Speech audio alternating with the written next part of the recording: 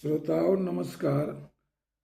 ये मेरा जो मंच है इस पर हमेशा मैं कविता सुनाता हूँ काव्य मंच से, लेकिन आज मैं आपको कविता नहीं सुनाऊंगा क्योंकि कविता सुनाने का आज समय नहीं है। जिस तरह से देश में गैस का तेल का संकट धीरे धीरे गहरा रहा है, तो मुझे लगा कि इस पर कुछ मुझे भी अपना विचार रखना चाहिए। तो आज मैं अपना विचार रखूंगा इस पर।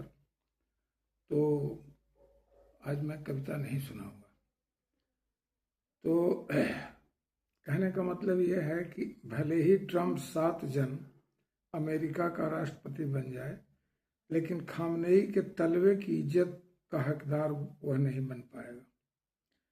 कोई व्यक्ति चाहे जितना बड़ा पोस्ट पर आ जाए, राष्ट्रपति हो जाए, प्रधानमंत्री बन जाए, लेकिन वह धर्म गुरुओं के चरण छूकर ही प्रणाम करता है। धर्म गुरु की राष्ट्रपति प्रधानमंत्री राजा या बादशाह के पैर नहीं छूते।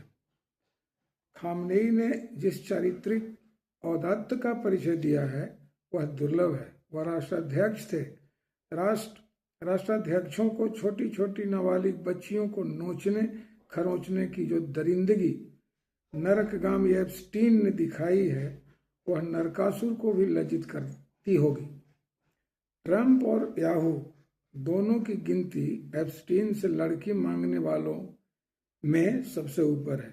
खामनेई साहब राष्ट्राध्यक्ष होते हुए भी धर्म की राह पर चलते रहे। कभी अयासी की बू अपने तकाने नहीं दी। अपने को एक धर्म गुरु की तरह स्थापित किए रहा। यही कारण है कि उनके चेहरे पर जो नैसर्गिक आभा झलकती है वह करोड़ों खर्च करने के बाद भी ट्रंप के चेहरे पर नहीं दिखती। आज ट्रंप और याहू दोनों मिलकर दुनिया को उस आग की लपटों में धकेला जिधर कभी हिटलर और मुसोलिनी ने धकेला था। लेकिन साथ ही साथ यह भी याद रखना चाहिए कि रशियन सेना के डर से हिटलर ने जिस बंकर में छुपा था उसी बंकर में अपनी आत्महत्या कर ली, और मुसोलिनी जो इतालवी अवाम को विश्व गुरु बनाने का सपना दिखाता था, उसी अवाम ने गोलियों से उसे छलनी कर दिया। इतना ही नहीं, इस अयास ने जिन महिलाओं के साथ अयासी की थी उन्हीं महिलाओं ने मृत मुसोलिनी के मुंह में पेशाब किया और सैकड़ों पुरुषों ने भी मुंह में पेशाब किया। तानाशाहों की यही नियति होती है। यह शाश्वत सत्य है कि तानाशाह जितना बड़ा अयास होता है उतना ही बड़ा डरपोक होता है। उसको जान का बड़ा डर होता है। कहावत तो है, the brave deserve the fair, लेकिन तानाशाह ब्रेव नहीं, कावर्ड होता है। ईरान हमारा पड़ोसी और दोस्त दोनों ही है। हिंदुस्तान अगर ट्रंप का तलवा नहीं चाटा होता, नेतन्याहू के सामने नाचा नहीं होता, ठुमके नहीं लगाया होता, तो हम ईरान की नज़र में गिरते नहीं। ईरान आज भी हमें दोस्त मान रहा है, लेकिन उसकी इतनी तो नाराजगी लाजमी है कि जाने अनजाने हमारा इजराइल जाना और तीसरे ही दिन ईरान पर हमला हो जाना उसके दिल में संदेह तो पैदा किया ही होगा कि आखिरकार किसी साजिश के तहत या किसी षड्यंत्र के तहत तो ये यात्रा नहीं हुई है। ट्रंप ने जानबूझकर हिंदुस्तान को यह बताने के लिए, ईरान को यह बताने के लिए कि हिंदुस्तान इजराइल के साथ है, ईरान के साथ नहीं है, मोदी जी को भेजा, इजराइल भेजा। और ट्रंप के इस दुलत्ती चालाकी में हम गच्चा खा गए। हमला अचानक नहीं हुआ, महीनों से इसकी तैयारी चल रही थी। ऐसे समय में ईरान जैसे एक भले दोस्त के कट्टर दुश्मन के यहाँ जाना यह दिखाता है कि हम बिल्कुल नासमझ हैं। हम बिल्कुल नासमझ हैं।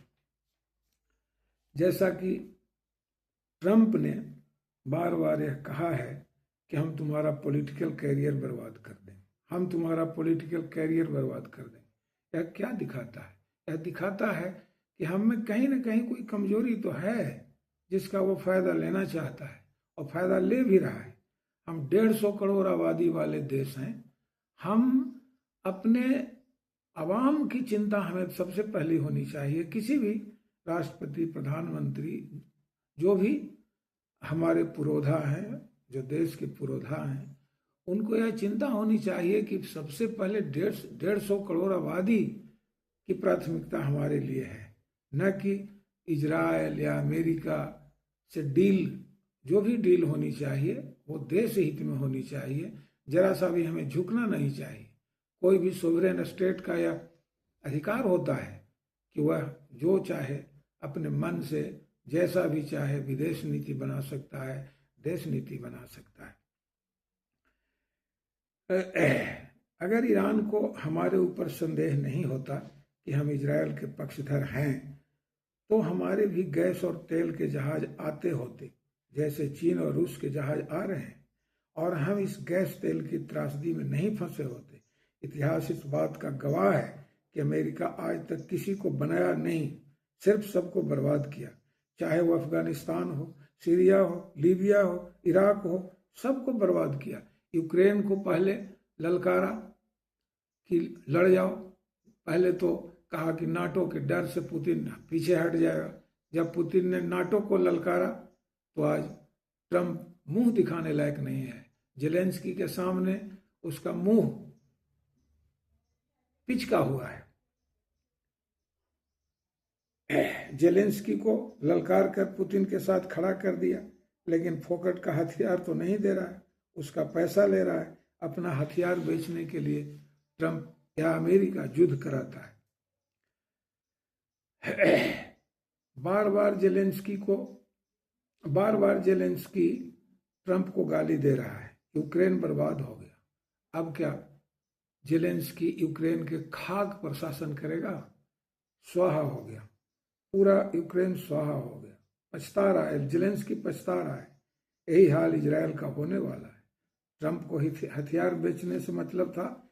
नेतन्याहू को भी जेलेंस्की वाला ही भरोसा दिया, लड़ो तुम, हम तुम्हारे साथ हैं। कुर्द लड़ाकों को उकसाया। जब वहां से भी उल्टा जवाब मिला तो अफवाह फैलाने लगा कि ईरान माफी मांग रहा है, ईरान धर्म युद्ध लड़ रहा है। उसकी हर कोशिश है कि सिविलियन कैजुअलिटी कम से कम हो, लेकिन उसी जगह अमेरिका जैसा पापी और विधर्मी छोटी छोटी मासूम स्कूली बच्चियों पर बम गिराकर सैकड़ों की संख्या में मार डाला। उसके निहत्थे सैनिकों को समुद्र में डुबाकर मार डाला। नाबालिग बच्चियों को नोचने वाला ट्रंप यही कर सकता है।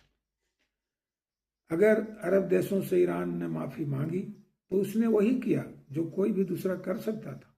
अगर आपके घर का चोर पड़ोसी के घर छुप जाए तो आप अपने पड़ोसी से दो ही बात कहेंगे, या तो अपने घर से चोर को निकाल कर हमें मेरे हवाले कर दो, या मुझे खुद पकड़ने दो। अगर चोर को पकड़ने में पड़ोसी के घर का कोई नुकसान होगा तो आप यही कहेंगे कि भाई माफ करें, हमारा कोई इरादा नहीं था नुकसान करने का, लेकिन चोर को पकड़ने में तुम्हारा नुकसान जो कुछ हुआ, चाहे तो हम उसकी भरपाई करेंगे या फिर माफी मांगेंगे। अमेरिका जितना भी ईरान का नुकसान किया है वह पड़ोसी की जमीन से ही किया है। यह पड़ोसियों का गुनाह है कि उन्होंने अमेरिका को अपनी जमीन से ईरान का नुकसान करने की इजाजत दी। अमेरिका से दोस्ती का परिणाम भुगतना तो उन्हें बनता है। कभी ईरान का इरादा नहीं था कि किसी भी अरबियन कंट्री का वह नुकसान करे, लेकिन किसी भी सोवरेन स्टेट को यह अधिकार है कि किसी भी दूसरे स्टेट को बिना कोई नुकसान पहुंचाए अपने घर में वह चाहे जो बना सकता है। तुम कौन हो रोकने वाले? चाहे वह एटम बम बनाए या ना बनाए, कितना हथियार कौन रखेगा, यह तुम तय करोगे? यह कोई भी संप्रभु राष्ट्र खुद तय करता है कि उसको कितना हथियार बनाना है, उसे एटम बम बनाना चाहिए कि नहीं बनाना चाहिए। कोई अपनी सुरक्षा के लिए बनाता है, कोई तुम अगर बनाए हो तो तुम दूसरों को डराने के लिए बनाए हो। ईरान अगर बना रहा है तो दूसरों को डराने के लिए नहीं, वह अपनी सुरक्षा के लिए बना रहा है। छोटे देशों के राष्ट्रपति प्रधानमंत्रियों को तुम जब चाहते हो उठा लेते हो। लगता है तुम्हारी दादागिरी चल रही है। दुनिया में तुम्हारी दादागिरी को लोग चलने नहीं देंगे। अब वह समय नहीं है। छोटा से छोटा मुल्क भी सोवरेन हो रहा है और हर सोवरेन स्टेट का यह अधिकार है कि वह अपनी सुरक्षा के लिए चाहे जो करे वह कर सकता है। और इसका उदाहरण नॉर्थ कोरिया का किम जोंग है, जो अपनी सुरक्षा के लिए जो भी चाह रहा है कर रहा है। यह उसका अधिकार है, यह किसी के कहने से वो नहीं करेगा। और जो भी हमारा विचार था इस पर मैंने अपने विचार रखे। आप अगर हमारे विचार से सहमत हैं तो आप इन विचारों को आप लाइक करेंगे, आप शेयर करेंगे और सब्सक्राइब भी करेंगे। हमारे पूरी दुनिया आज ईरान के साथ है, भले हथियार के साथ न रहे लेकिन कम से कम नैतिक समर्थन तो है। पूरा हिंदुस्तान ईरान के साथ है, क्योंकि इजराइल ने ईरान पर हमला किया है, ईरान ने हमला नहीं किया है। वो तो आत्मरक्षार्थ अपनी रक्षा के लिए वो इजराइल पर हमला कर रहा है। अगर अमेरिका पर भी हमला किया है तो अपनी रक्षा के लिए किया है, उसने पहले हमला नहीं किया है। पहले जो हमला करता है सबसे बड़ा गुनाहगार वो होता है। और इजराइल और अमेरिका को इस गुनाह का परिणाम तो भुगतना होगा, चाहे अब दुनिया जिस ओर जाए। अब तो दुनिया भी इन दोनों के गुनाहों की सजा भुगत रही है, और आगे कब तक हमें इन दोनों के गुनाहों की सजा भुगतनी होगी कोई नहीं जानता है। जय हिंद, जय भारत।